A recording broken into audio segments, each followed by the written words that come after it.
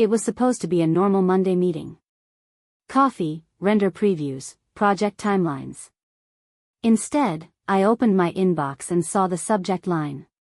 Acquisition confirmation, Novaform Group. Novaform was our company. My sweat. My architecture. My code. And I hadn't signed a single thing. I called Alex, my co-founder and husband. He didn't answer. Correction, he declined the call as soon as he saw my name. 1 minute later, a text popped up.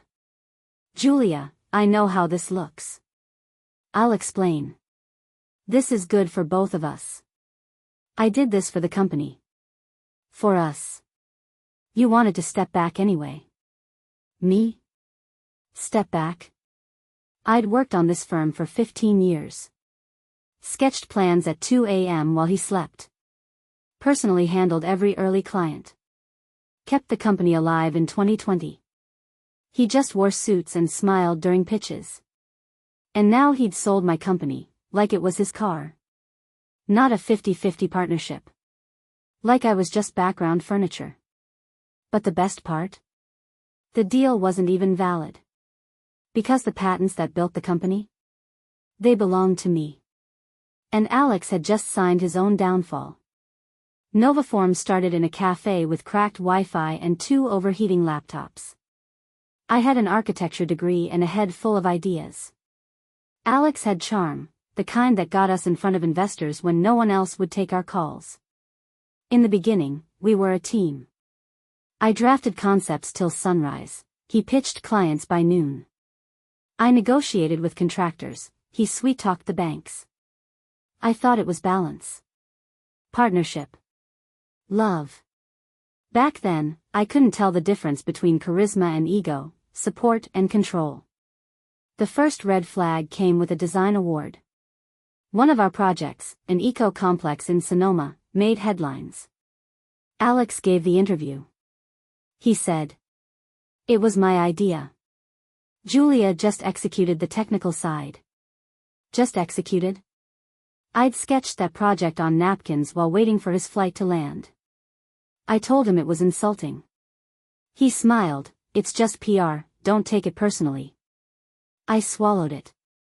Just like I swallowed when he convinced me to rename Grant Studio to Novaform. Made himself sole signer on client contracts. Introduced me as our lead architect, never co-founder. Now I see it clearly. He was building a stage, and planning for me to fade into the background. The only problem? I'm not background. I didn't scream. Didn't fire off angry texts. I made coffee. Opened my laptop. And started digging. Small blue diamond. I checked corporate documents. Alex had updated the bylaws 2 months ago.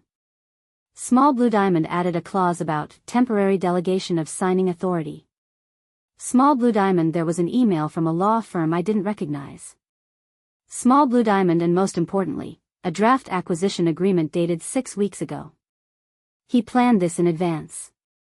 He just waited until I was too busy with projects to notice.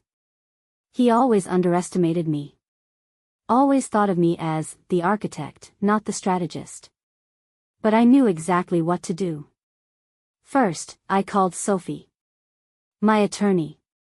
The same one who'd helped me quietly file copyright claims for Novaform's core design IP, without Alex's involvement. Remember when you said that was overkill? I smiled into the phone. She laughed. Yeah. Best overkill of your life. Second, I started a folder. Every comment Alex ever made about restructuring ownership. Screenshots. Recordings. Emails. Every time he'd said, "It's all 50-50 anyway," was now proof that it was. Until he made it a betrayal. I didn't send any emails. I didn't threaten. I just watched. And waited for his next mistake. He came home around 10 p.m.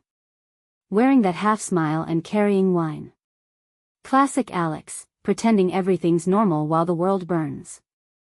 "I know you're upset," he began, not even taking off his coat. But let's not be dramatic. This is business. I did what I had to. I said nothing. My phone recorded everything from my coat pocket. It's a strategic move. New investors mean new markets. And, honestly, you said you wanted less stress.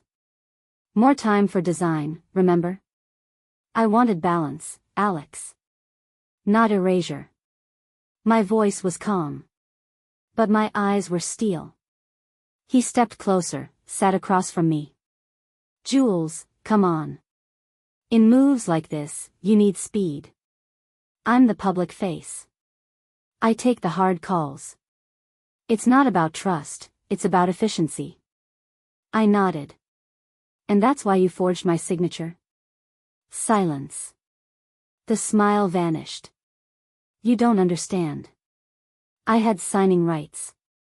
That amendment, it delegated authority. But not betrayal. I stood up. Next time, call your lawyer. Not me. He didn't speak. And I knew that this conversation, this recording, would win the war. Tuesday morning, I woke at 6 o'clock, brewed strong black coffee, and put on my black suit. Yes, there'd be a funeral today. And it wouldn't be mine. I met Sophie at 8:30. We walked into the investors' boardroom, the ones who bought Novaform. I carried a portfolio with a single message. You either dealt with both founders, or you got played. I laid out on the table.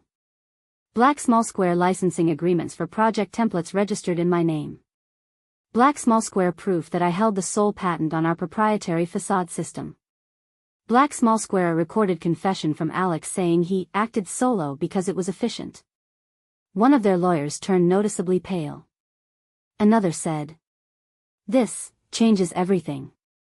If the IP isn't included, the deal is invalid." I smiled. Exactly. An hour later, I was sipping espresso in a cafe down the block when Alex finally called. "What the hell did you do?" "Me? I just showed up where I should have been all along." Another buzz, a reporter from an architecture magazine. "We've heard Novaform announced a sale without both founders. Can we get your comment?" I gave it. Precise. Not angry. Not emotional. Perfectly measured destruction. By Wednesday afternoon, the investors had officially paused the deal. Not out of anger. Out of fear.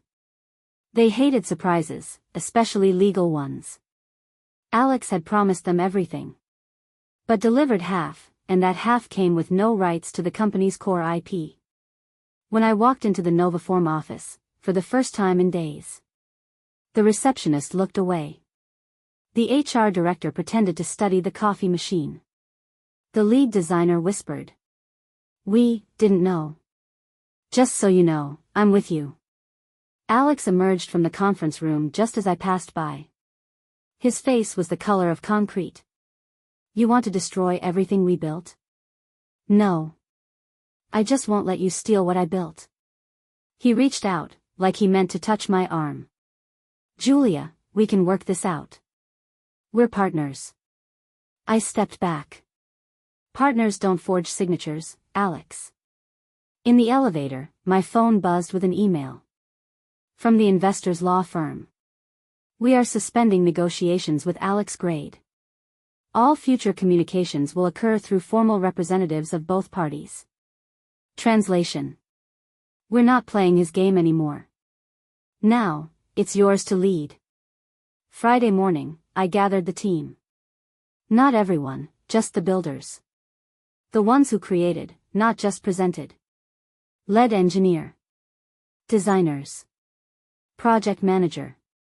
The people who remembered the days of no heat and no budget. I laid out the documents. This is the new plan. We're starting a new studio. No lies. No forged signatures. And every one of you gets equity. Someone clenched their fist. Someone else let out a breath they'd been holding for weeks. "What about Novaform?" a junior designer asked. I smiled. Novaform is a name. Real architecture starts from the foundation. I registered the new firm that night. Its name, Studio Foundation. By Monday, 70% of the team had submitted their resignations from Novaform, each with a letter of intent to join the new company. The investors? They contacted me first. We'd be interested in reopening negotiations. But with you, Ms. Grade. I told them I had a better idea. New company. New terms. And no one with a knife behind their back. Alex didn't go quietly. By Wednesday, his lawyer sent a letter. Mr. Grade is entitled to 50% of the new business, as it derives from shared intellectual property. This wasn't strategy, this was desperation. I smiled without looking up from the layout of our new Studio Foundation HQ. Alex, you still don't get it, do you? My attorney responded sharply. Studio Foundation IP does not derive from Novaform. All assets are original, built under new contracts, within a new entity. Alex tried again. An interview. In a developer trade magazine. My wife chose to take a different path. I wish her success. Although her new venture builds on what we once created together. I didn't get mad. I got stronger. Because a week later, the same magazine ran a headline.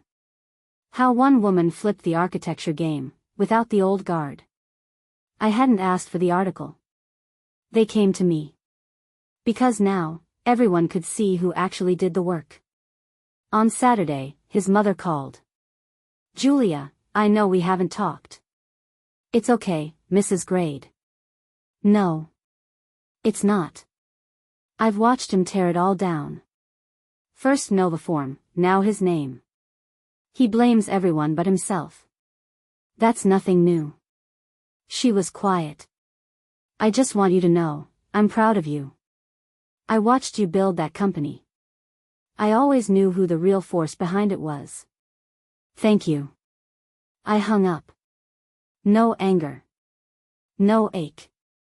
That chapter was closed. On Monday, we announced Studio Foundation's first public project. A 20-story green complex designed to run 80% off-grid. An architecture journal called it a bold debut for a new era, and a new culture of leadership. Alex didn't call. Didn't write. His name was no longer mentioned beside mine. And the best part? This wasn't revenge. It was just work. And the world saw the difference.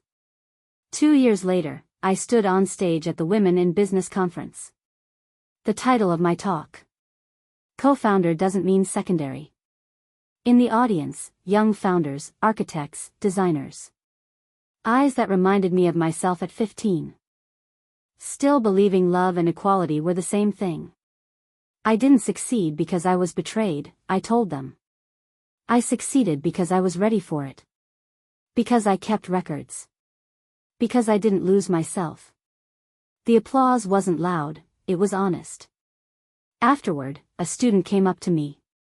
I used your case for my final project on female leadership in architecture. You proved style isn't weakness.